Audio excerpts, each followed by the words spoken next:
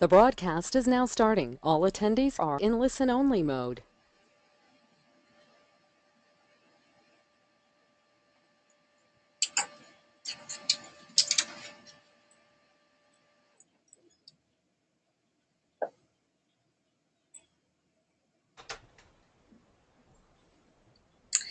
Hello and good afternoon and welcome to the NRMN Career Development webinar.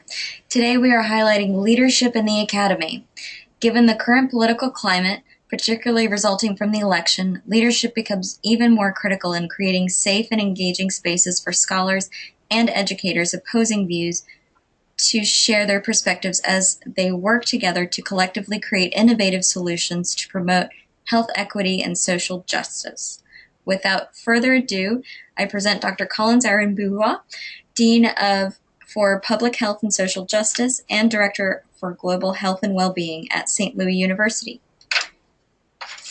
Well, thank you, Alex, and hello, everybody. Welcome to this webinar, and I hope to be able to share some thought with you and then entertain your question. And as you already know, this medium of communication a part of the normal process of our own engagement, whether it's among scholars or in our community. The way I'd like to begin my conversation, or what I sometimes refer to as a polylogue in terms of multidimensional conversation taking place at the same time, I tend to focus more on questioning the question.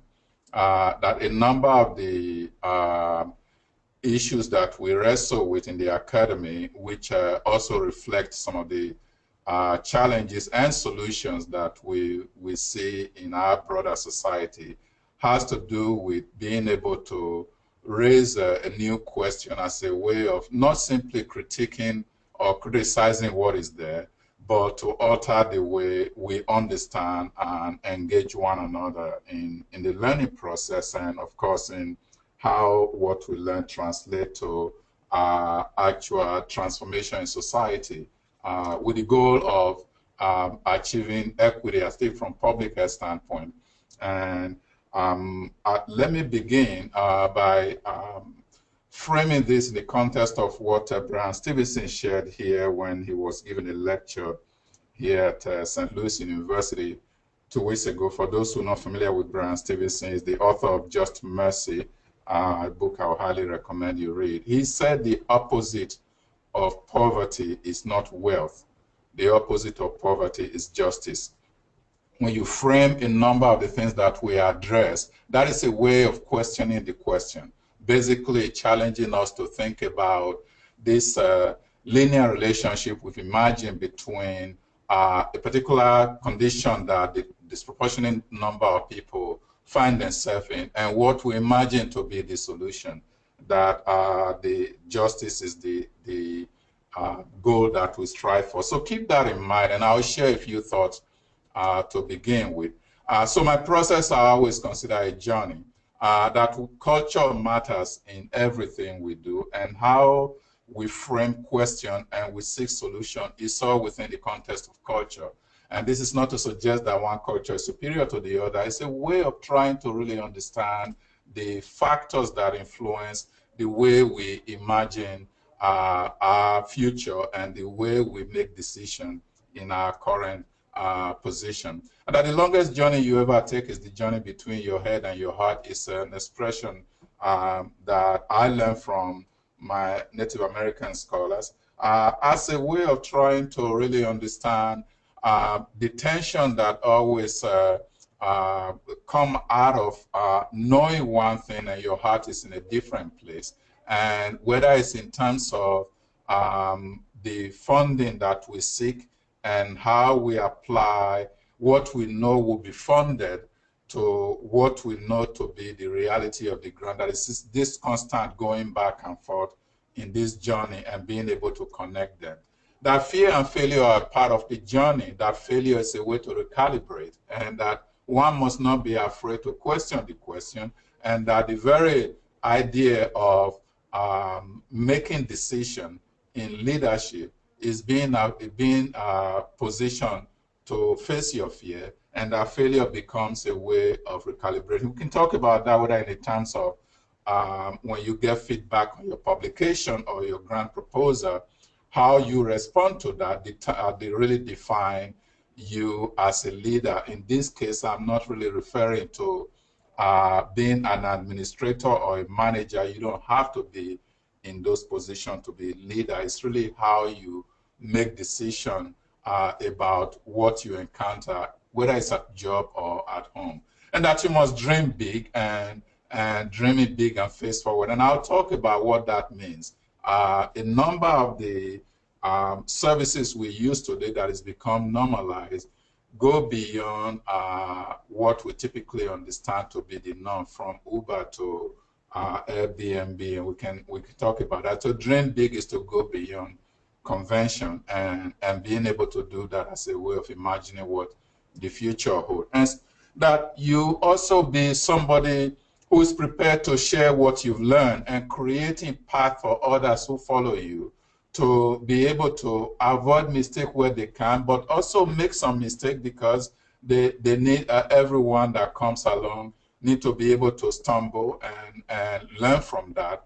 But the point here is that we don't want leaders who climb the ladder of success and take the ladder with them. The ladder has to be in place and you have to strengthen it. If there were some missing steps, you want to make sure that those steps are there. It's how your experience become a way of offering opportunity to those who come after you. That we often say politics is local, and so is scholarship.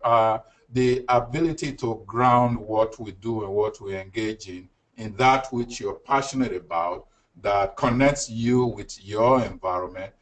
This is so important when we begin to understand the meaning of assumptions about learning, about living, that we often frame in terms of theories and models. These are assumptions that make sense within our own space, within our own scholarly or political spaces. So that scholarship is local doesn't invalidate its global, it doesn't limit its global application. It simply means that it's anchored in something. And then what I've been spending the past 3 years, 4 years on leadership really talking about is what it means to claim your space and to own your space, and how you ought not to be on the margin of your experience, and how you need to be able to claim the space you occupy. And of course, as I've said before, and this all should begin with questioning the question. So claiming your space becomes a central part of how we talk about leadership. How do you claim your space? And those are questions you may ask later on. But when it comes to leadership, on my thing here, let me see if I hope I'm not blocking your view. So on the question of leadership, how do you claim your space?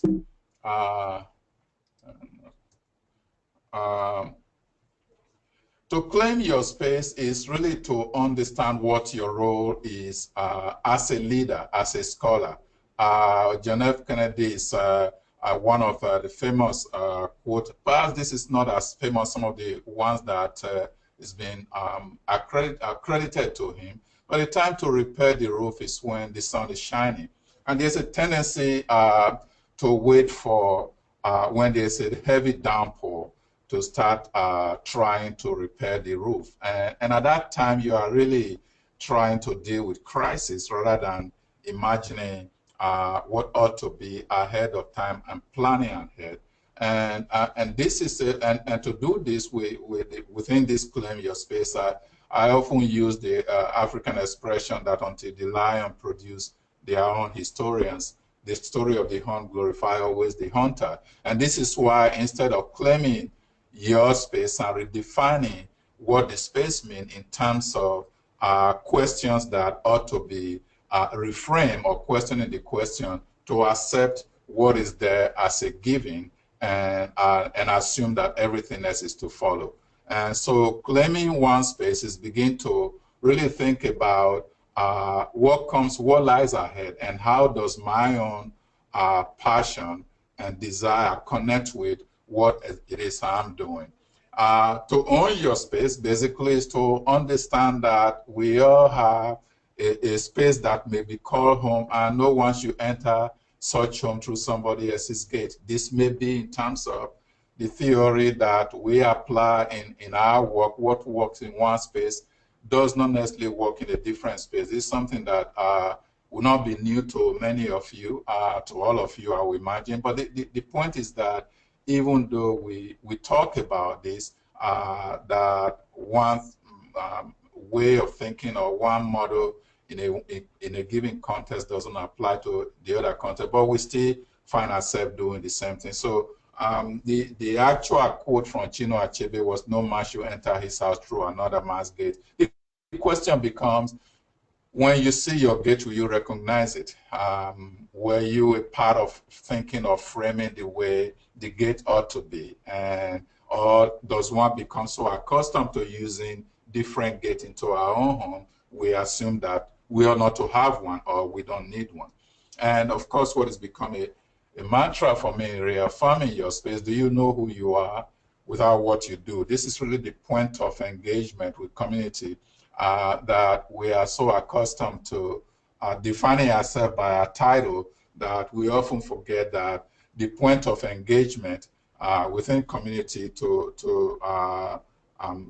address problem or come up with solution is at the point where title seem to be relevant. And of course, as you work now, one will hope that when you retire and you no longer have your title, that you are still somebody. But if you are not able to separate who you are from what you do, then you're effectively saying that you are nobody when you cease to have that title. So those become a central piece of the way we address claiming your space. But to own your space means that you have to lead. It's not simply about waiting for someone else to either ask that question or get a group of people together to start talking about how do we work together to imagine what the future will be like. And I often refer to this African proverb that says, "He who thinks he's leading and has no one following him is only taking a walk." So if you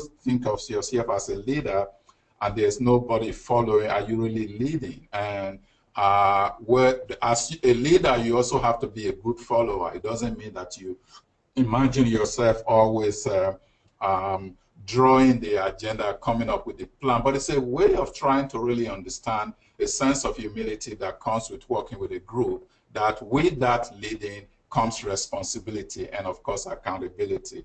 But the way we lead ought to, we need to be thinking about different questions about leading, the hiring for culture, value, and teamwork. And these have become very central to the type of world that we live in, that value is very important, and being able to work with different culture, particularly even more so in this political time, becomes very important. That we're building skills for now and the future, so you have to start imagining what the future will be like. And in that process, we have to think of mentoring, but whether we are hiring, building skill, or mentoring, there are certain common sort of metrics that is being used in part. You've heard about IQ, intelligence quotient. We moved to that to emotional quotient that we think is very good. There's a lot of reference to emotional intelligence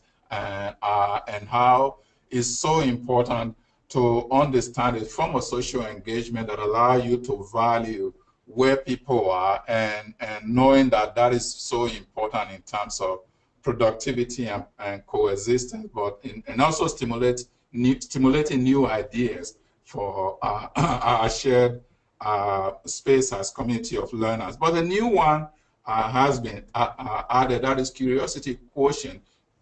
So when you look at new ideas, we talk about innovation, what is gaining a lot of attention is the nature of curiosity and the value we place on curiosity, and the willingness to engage and make yourself vulnerable and engage in new spaces where you are collaborating with scholars who are from a different profession and discipline, But you are interested in welcoming those intersecting spaces where curiosity is actually the norm, and you want to understand how this helps in moving the agenda of the organization and, of course, of your own growth and development. So leading team becomes a way of really trying to reconcile this notion of balancing the head and the heart, whether it's a question of research, question of identity, or simply a question of understanding that there are no single solution located within a single discipline in dealing with complex issues that we face on the level of health and well-being.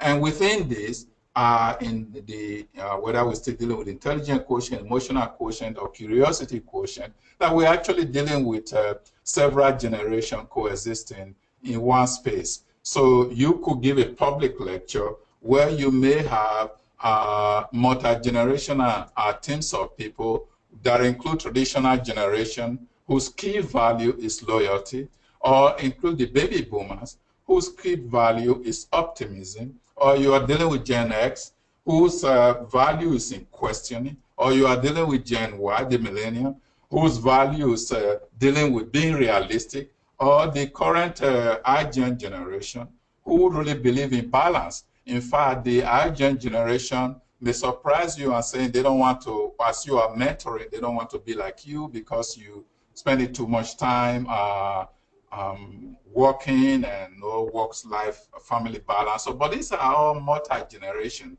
So in terms of addressing diversity as leaders, you are addressing it on multiple levels, and this is one level that is often not thought about. So you have in a workforce, I'm a dean of a college, I have to understand how anyone who fit into this particular group, even though it's not a discrete group in terms of everybody within a particular age group think this way, but it gives you a sense of the different ways that you have to embrace ideas that come up with different organizations. And the nature of value in terms of being a part of a team, a part of an organization, and what the turnover rate might be within that organization. Whatever level you fall into this category, if you are in a department that has been around for a while, you're likely to have 2, 3, or 4 of this group coexisting in one area. And it's very important for you to understand that the point of view may not always be from a cultural or a racial background, but one of generation or a combination of that. And this becomes very important. And you move into that on how do you do this and reaffirm your space. Again, by being able to fail when and learn from it. Smooth seas do not make skillful sailors. If it was just a matter of sailing and without troubled water, you would not have learned anything. While you do not ask for troubled water, but the fact that you have experienced it and gone through it allow you to be able to navigate your particular space of learning or of sharing your knowledge in ways that would not otherwise be possible. So in doing that, we ask that you also embrace your fears. And I use this quote a lot: you gain strength, courage, and confidence by every experience in which you really stop to look fear in the face. You must do the thing you think you cannot do. And this was Eleanor Roosevelt. The idea that you've heard people who will go out, whether they do bungee jumping or jump out of the airplane, you think it's crazy. There are ways that people are trying to challenge themselves in the physical space, but that is not the only way you deal with fear. You deal with fear by collaborating with colleagues who may be in a particular area, a discipline, that somehow you feel is important, but it's not something that you're comfortable dealing with. To engage individuals in those sort of discipline becomes a way of also you are challenging yourself to deal with your fear. You must be prepared for defeat. And in fact, if you are in an academy and you want to write grant proposal and you want to write publication, you have to prepare for defeat. It's a question of what you do with it. You may encounter many defeat, but you must not be defeated. And this is my Angelo, but on a broader scale, if you are going to lead, which is different from managing, which is simple, to see that the train runs on time is managing, to determine what track it ought to be in, whether or not a track is even needed for that journey, whether a train is needed or a different mode of transportation, require that you are going to be questioned. So you have to have a conviction and a vision of where you want to go and be prepared for defeat. The point is not be defeated. If you believe and you are committed to a particular way of thinking that you think is going to advance the mission of the organization and your own growth, and you need to stick with it and begin to make the case that one of the reasons that it is not understood is that it's a challenge for you to continue to work and make it clearer. And what Ali said, it isn't the mountains ahead to climb that where you are, it's the pebble in your shoe. In your daily encounter, there's a lot that has been published on daily stressors as being responsible for a number of the negative health outcomes that we see. Daily stressors can come about in many ways, from just the daily nuisance to those that cut into undermining of what people do or what people say, are all a part of the challenge of leadership that you see as almost facing defeat but must not be defeated. Failure means the need to recalibrate, and we've learned this from many leaders who failed and took that failure as a new challenge to recalibrate and go back again. President Lincoln running for president for several times before becoming president. That happened with President Obama. Rap music, when it came on board, it was shots full of holes as something that is just trending, is going to die a natural death. Nobody wants to listen to this kind of music. Now, there's hardly any musical genre, going even to classical music, that is imagining its future without the influence of rap music. Federal Express, and you may have heard that the original idea written as a course paper got a C because it wasn't thought of as imaginative enough.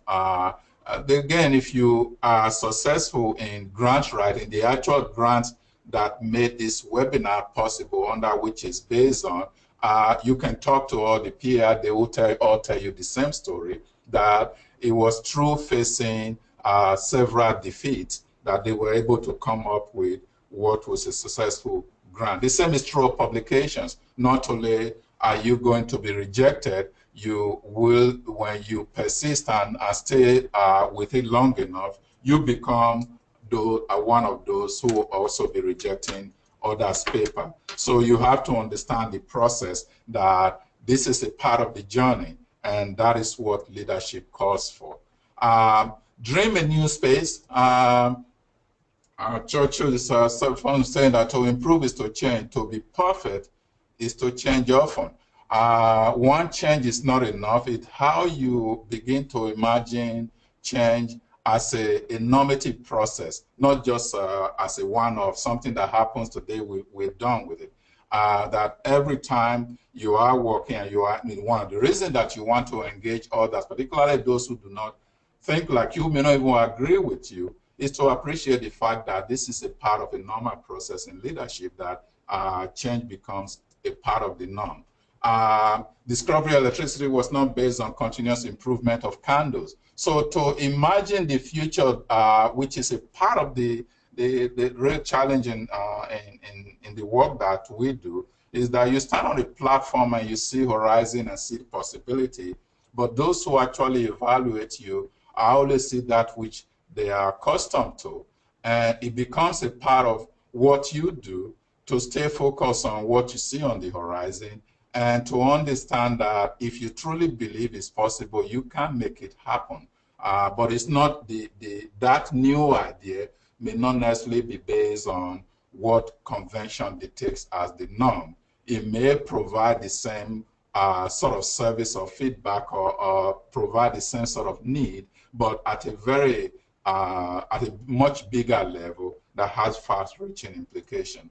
I shared this as a way of really, if you've heard of the time it takes for new ideas to mature into what it is now. This is just an example in hospitality industry. Airbnb, it took only 7 years to get to 1 million room, where it took Mario 58 years. And at the same time, Airbnb has no real estate, the same way Uber has no car fleet, the same way Facebook has no necessarily computer that is attached to it. This new idea of where you open up a space for everyone to become a participant is a way of understanding that the electricity innovation was not necessarily linked to lamp and candle. It was a way of jump-starting or imagining a different space, a way of working, a way of thinking, and one must not be afraid to engage that sort of imaginary way of looking at the future. For claiming my space, what I've done, if you familiar with my work at all, is the Pen 3 model is to basically make the case that culture is so central to what we do and should not be relegated to when interventions have failed, and which we typically we're doing in public health behavior and all related areas, that we go into population, we look at eating practices, and then we look at all this key behavior we engage in physical activity. We don't look at the structure and system that determine those behavior we see as a part of culture. So we only classify those bad people behaving badly as culture, but people behaving well are also a part of culture.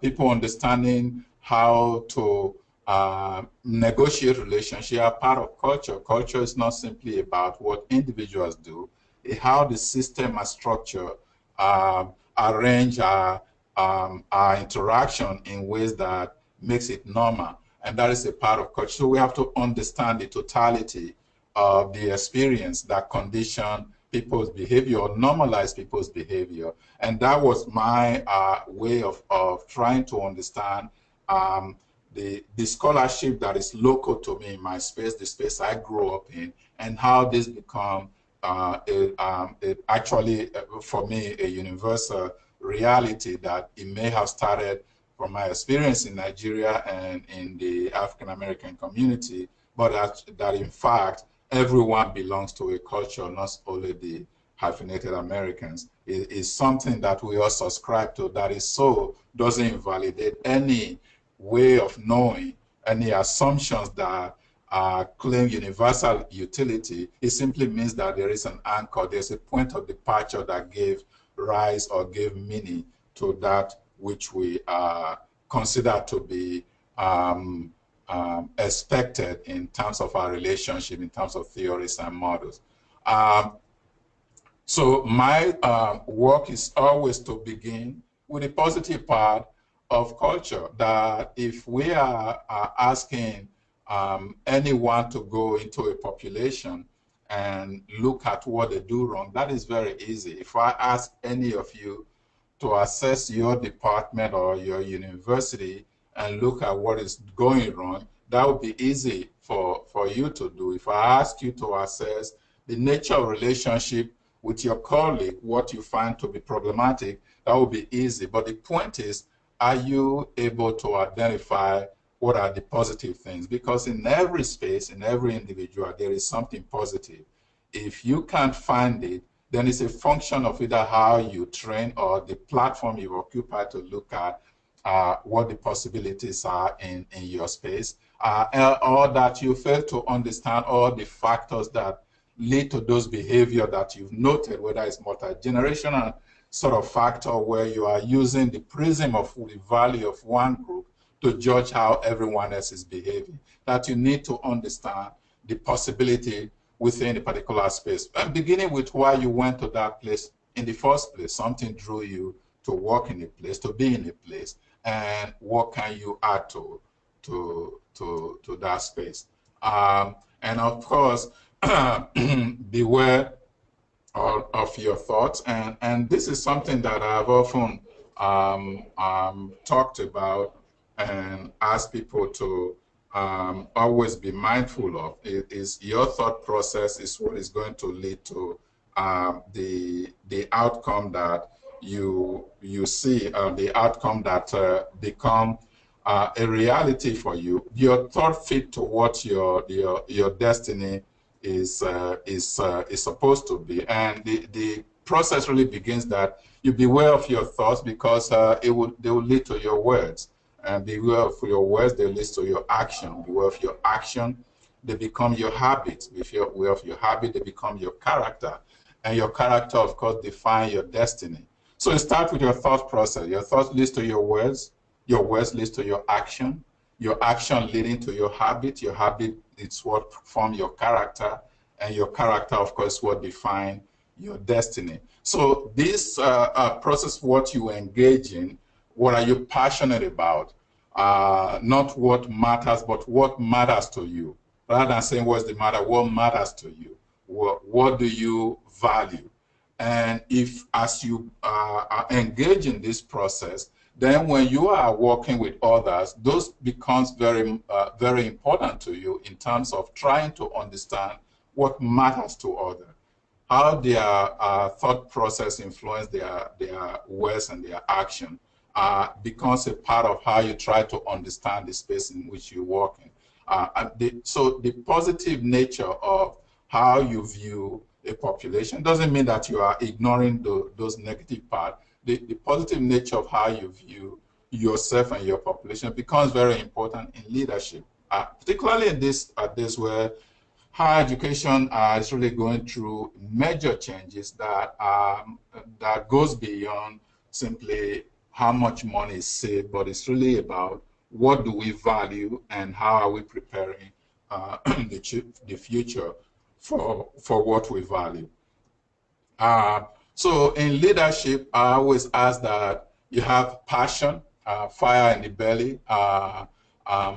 What really are you passionate about? What really drives you? What it is that even once you have a negative feedback, you send out publication and it comes back either rejected or with some unkind language or expression for our beloved reviewers, and you don't let it sit there because you are become so discouraged, but you understand that this is not about you, this is really about the work.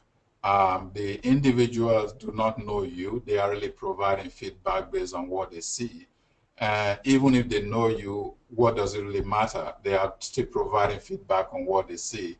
How do you let that not sit there for more than a week, receive the feedback, lock the door if you want to, and call all this reviewer a bunch of names if you want to. But after you've done that, get it out of your system, get the document out, and begin to look at what feedback you receive and what you consider to be helpful in terms of, again, reframing what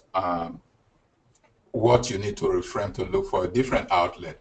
So in doing so, you are allowing yourself to be vulnerable. And like I said, to engage in that is to, once you become, I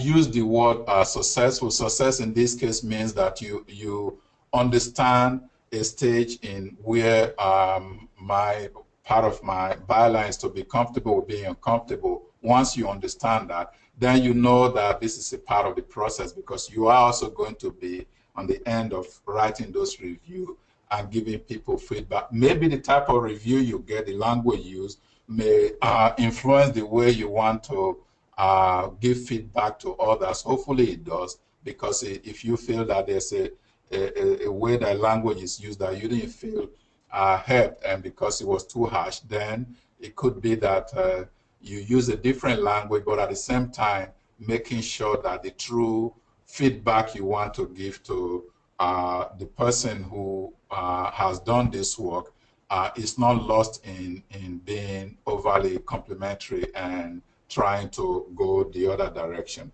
So there is a importance of vulnerability and the tolerance for ambiguity, that partnership and networking involve ambiguity. You don't have all the solution. There are always certain things you can bring to the table. You allow yourself to be there because you want to be a part of the team. So you have to welcome a certain degree of uncertainty.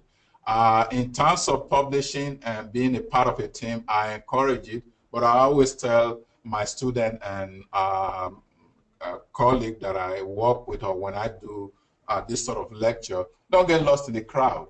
In other words, don't say because we are promoting multidisciplinary work and you're giving all this publication where you are not a lead on any of them.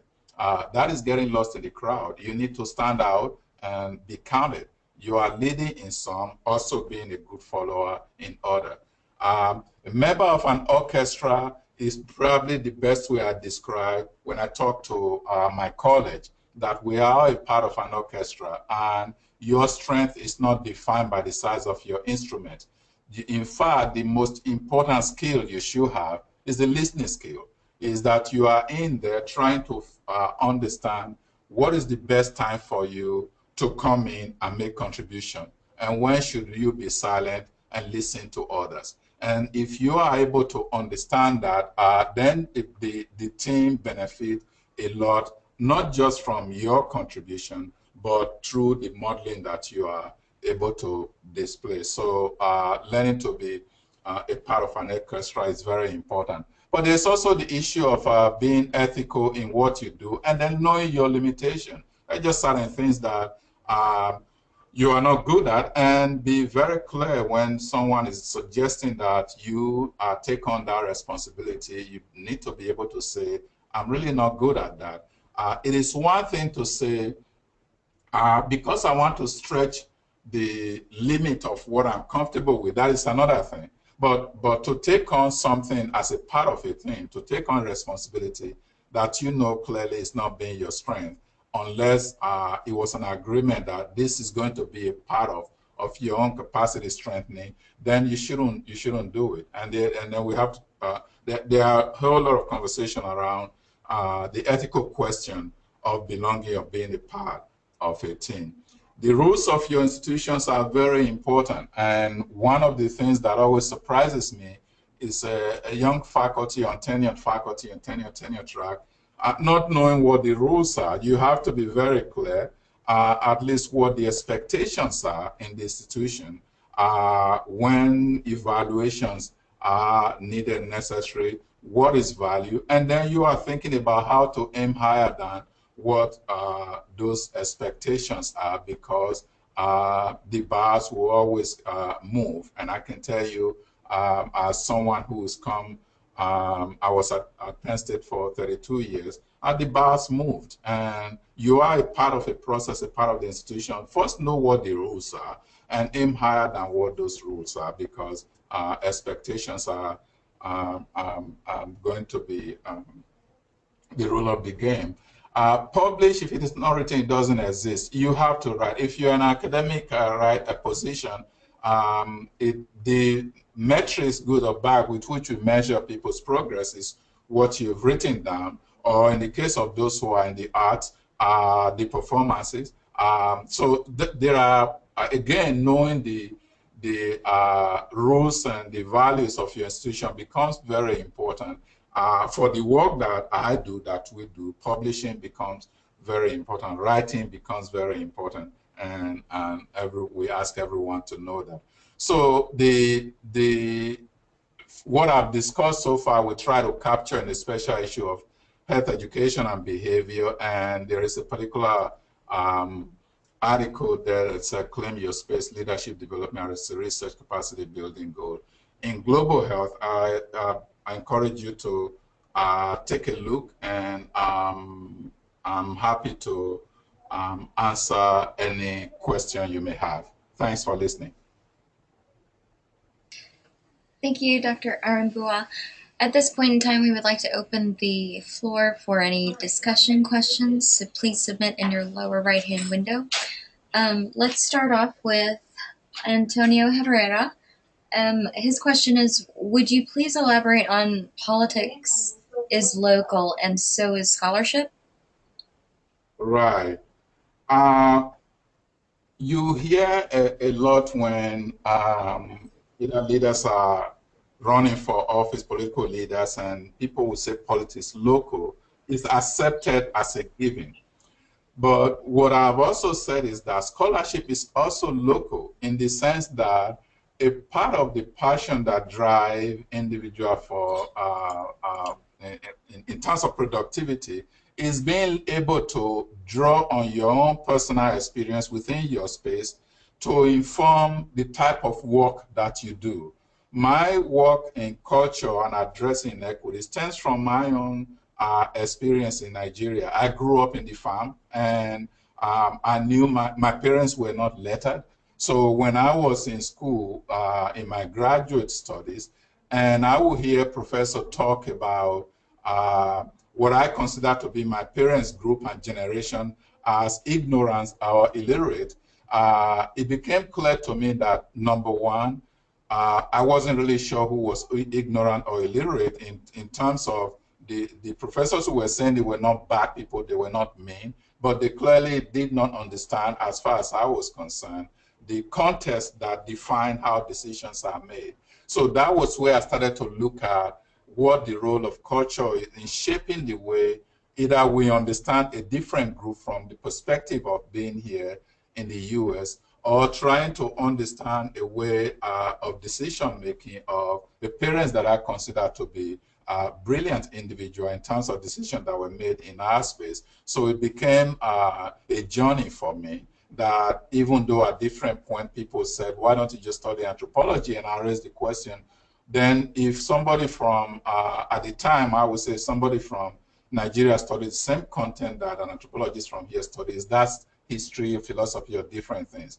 Again, not to questioning the question, for me became a way of not necessarily rejecting what is there, is to really redefine what really matters. What is the value of what I do? The value of what I do is to put people first, to engage in a population, with a population, understanding the totality of their experience, and that becomes sort of a fuel for me to want, the more I work in this area and I share it with people from different part of the world, the more I realized that it wasn't just me or my experience in Nigeria, it was a way of thinking that needed to be changed within our own academic space.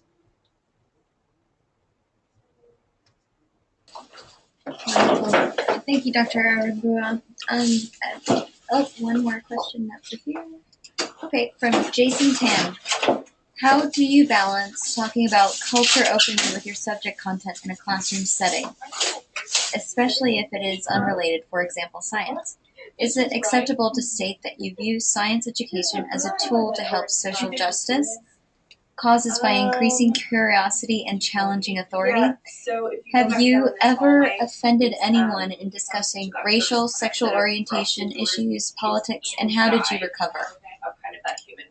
Well, first of all, somebody is talking. Whoever is that, could you mute your telephone, please? I think we need to be respectful of others. As you were going through that, Alexis, somebody was either talking or having a side conversation, so I missed half of the thing that you know. There was a question about how you balance my own work in culture, and talk about it in the classroom, maybe with those who might not be, may not agree with the perspective that I have. Was that nature of the question?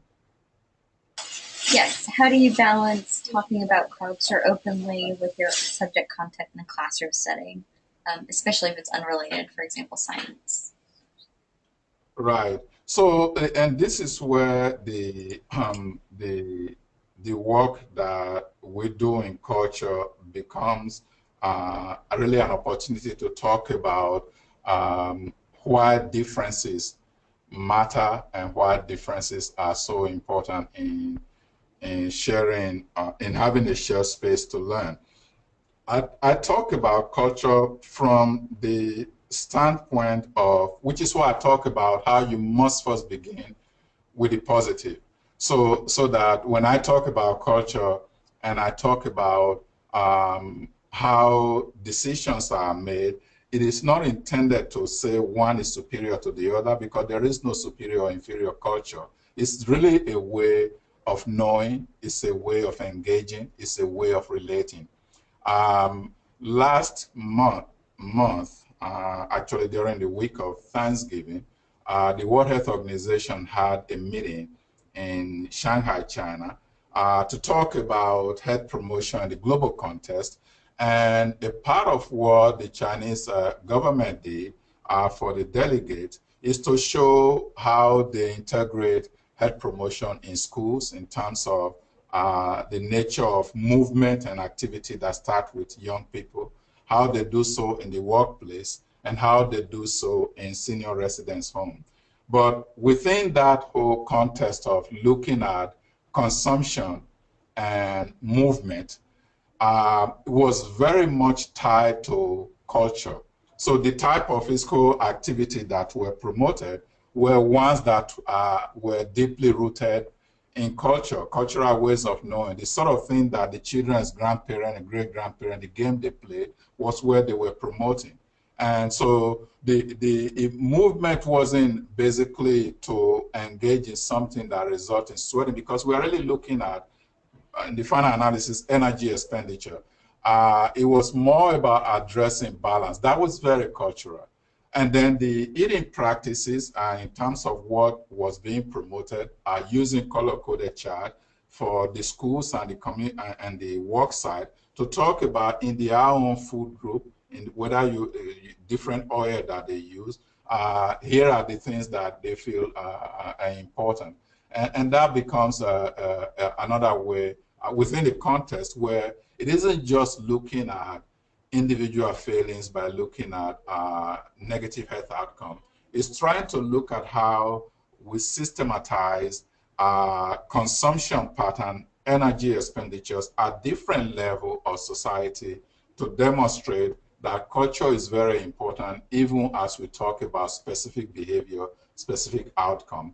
I use that as a more recent experience. It's true when I go to Senegal, it's some of the same issues we address, or whether it's in Nigeria, whether we are dealing with the meetings I've had in whether it's Santo Domingo, and we talk about the same structure is the same. And then we bring it here at home to look at the different population, minority population in the US, that we need to be able to understand structurally, systemically, what needs to be first reinforced, strengthened, what we need to recognize as unique before we talk about the negative things that the population may be engaging, and whether those negative things are a function of just individual not knowing, or whether the structure is such a way that it makes it very difficult for anyone within that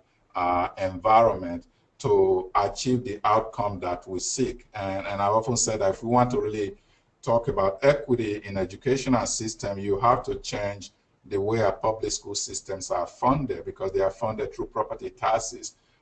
So any of you who look for a job or graduate and go to somewhere to look for a job, the first thing you are thinking about is, where will my children go to school? You want what is best for your children, and rightly so.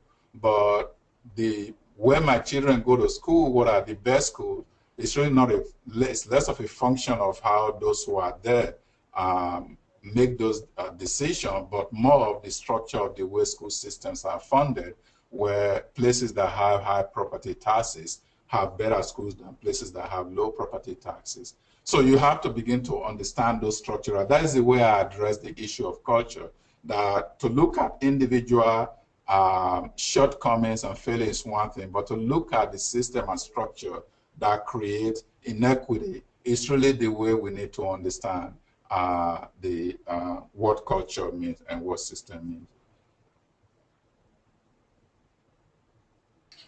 Great, thank you, Dr. Airhihenbuwa. Well, at this time, I think that is all of our questions that we have available. I want to thank you for taking the time and dedicating this hour to a very important topic such as this. So thank you once again. And all of this webinar has been recorded and will be placed on YouTube, as well as a link in our follow-up email. So thank you, everybody, for attending, and have a wonderful day. Thank you, Alexis. Thank you.